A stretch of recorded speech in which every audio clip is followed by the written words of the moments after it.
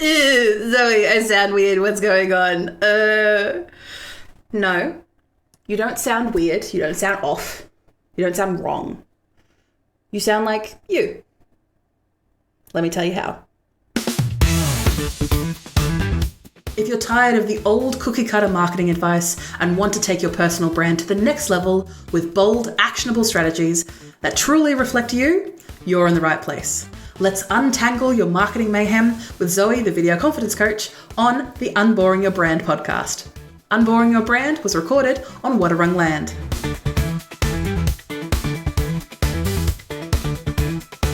As you can imagine, this is a topic that I have heard over and over and over again, and I wanted to do a podcast to address this particular foible as people have when it comes to actually getting in front of the camera. So we're doing the actual video confidence today as part of the podcast.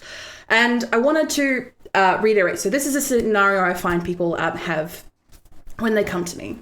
They say, they immediately go, oh no, I hate this way that my voice sounds. Or they usually say it as a throwaway line to a pile of other things where it's like, oh, I can't do that, this. Oh, I can't possibly do that, this. I can't possibly do that. Oh, and my voice sounds weird.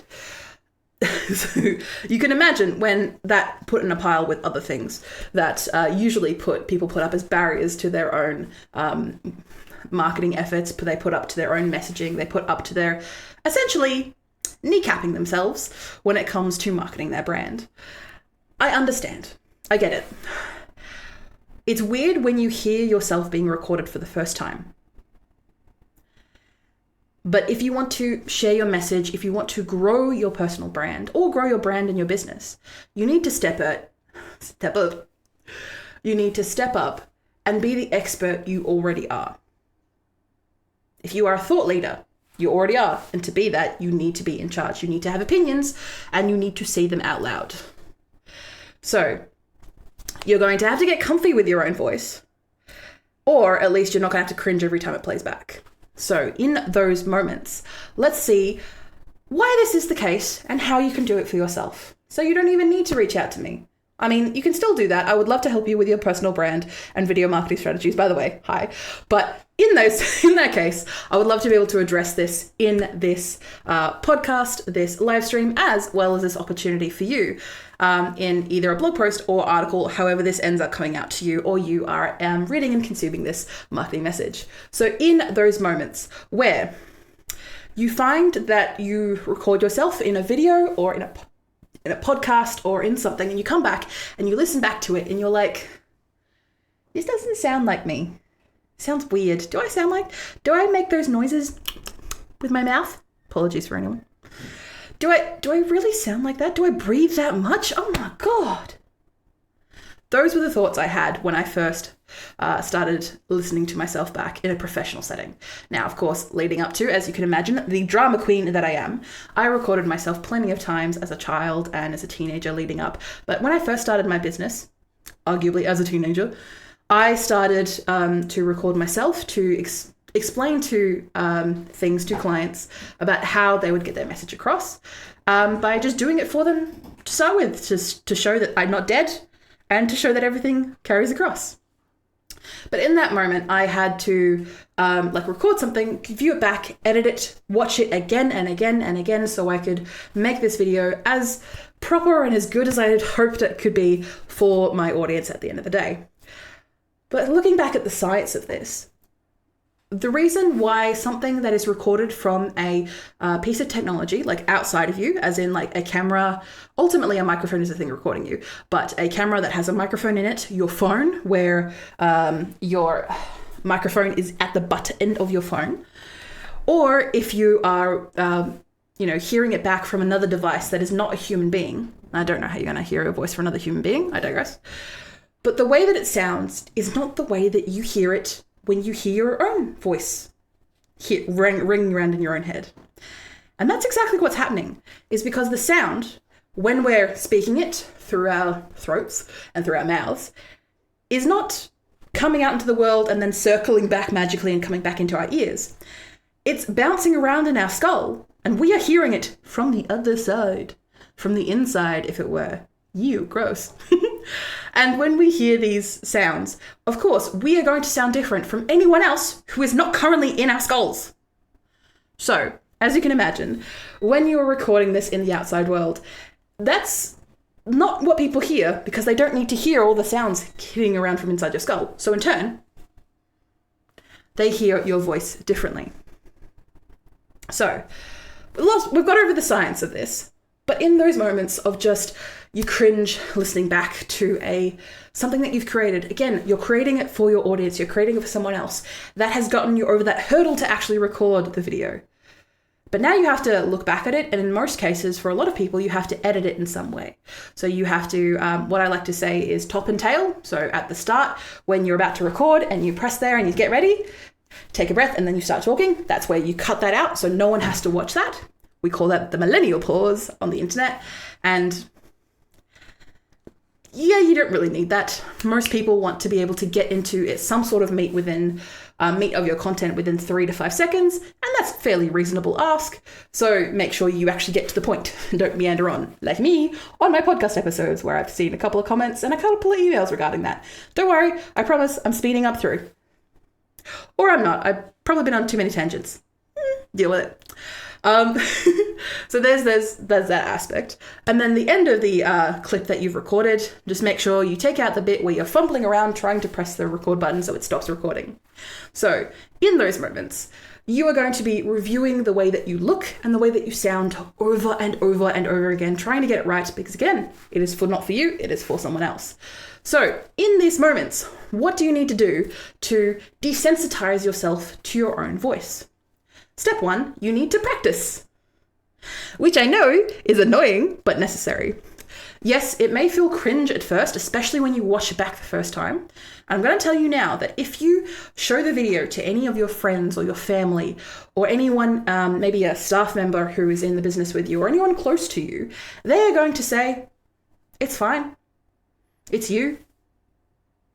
And that's okay, because everyone has to start somewhere. The more you edit and listen to yourself, the less weird it gets, because you are desensitizing yourself to it. You are putting an awful lot of baggage on the recorded version of yourself. I'm going to tell you that you're putting an awful lot of baggage on that recorded version of yourself, especially if you don't see it as perfect. A lot of people I work with, that is the thing that gets them. It is not perfect. It's not perfectly done first time around. I'm going to tell you now, I've been doing this for over half of my life, and I'm still not perfect. Have fun with that. So again, desensitizing yourself just to the sound of your voice, but also desensitizing yourself not having everything perfect is a helpful tip that you will also be doing in the meantime. You'll start also noticing useful things as you start reviewing yourself and being able to separate yourself from the creature that you've recorded in a video or an audio format to be able to kind of step back and go, all right, objectively, was my message clear? Was I rambling a bit too much? Did I say my message at the start and at the end? Did I say, I digress 47 times? That is a me thing. That is not necessarily a you thing. So I apologize. I digress. I say that way too often. I'm sorry. Step 2 is to break before you review. So a lot of people I work with, especially if you are in a TikTok or an algorithm, Instagram, or any social media kind of sense where you record within the app and then you're immediately shown, as soon as you stop recording, you're immediately thrown back into what you've been recorded or what you have recorded the first time. So you can start editing and posting it straight away because we need more content for the algorithms. I'm going to say, don't do that. If you recorded something within an app, just save it to your phone, put the phone down, and walk away and review it later. Put a reminder in your alarm clock or your calendar or something to review later, making sure that you take a break from either like a food break or a dog walk or a nap, just giving your brain space to separate yourself from what has been recorded. Now, I'm not saying that as a negative. I'm saying that just because when you're working with, say, a professional editor, they are not the ones usually who are in the actual thing being recorded. So they are a lot more objective as to what is being presented to the audience. So when you come back after your break, and remember to come back after your break, you come back with fresh ears. You become less emotionally attached because it was half an hour ago, a couple of hours ago, maybe in a couple of days. You would become more objective because that person, yes, is you, but yes, is you in the past. And you're able to slowly build up that tolerance to be able to look back at you from the recent past as another being that you can start critiquing and start utilizing in your own future content. So once you have reviewed and possibly edited out of a couple of the things where you maybe stumbled a bit too much, said I digress a couple of times, or topped and tailed, as I mentioned before, step 3 is to let someone else listen. So grab a mate, grab a business associate, grab a friend, a family member, maybe a staff member, or even your nan.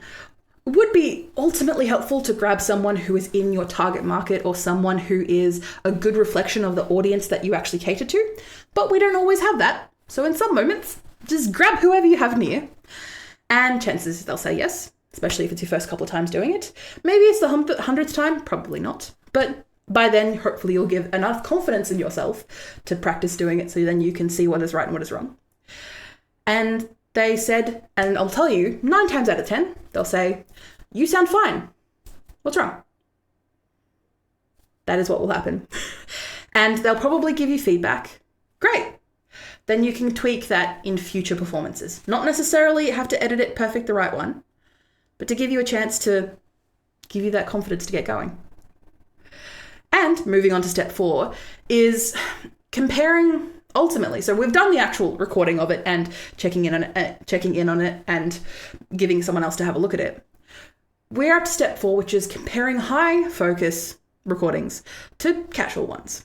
So no matter what you do and no matter what device that you film on or record yourself on, you are going to sound different versus when you are passionate to when you are laid back and chilling. This is going to come out in your breath. It's going to come out in your posture. It's going to come out in the energy that you bring to not just your words, but how you physically look and act on screen, or in some cases, like now, in the audio recording. It is all going to shift your tone. And in turn, eventually, I highly recommend when it comes to something that you are very passionate about and very interested about and very wanting to make sure that your audience actually attests and make sure they remembers it, bring that passion out like I do with my podcast episodes. Hopefully you're not bored. The pros have trained themselves to hit that passionate mode on cue. And you can too, because you are doing ultimately this for someone else. So as you practice, you're able to bring that passion out in not just the words that you're saying, but the tonation that you're saying it to. Your voice and your message isn't just for you. I mean, it comes from you, don't get me wrong, but it is for your audience. People who need your help, your ideas, your encouragement, your solution to their problem need to hear you say it. They need you to say it out loud, to actualize their swirling problems, their mayhem into a usually succinct message with your actual voice, not AI, not just something that you are manufacturing, your actual voice, to make them feel less alone, to make them feel like there is a solution to their problem, especially when their problem is mental or internal or something nebulous. It's not something that they can just, get something done within the next hour. Your job is not to sound perfect. Your job is to be understood.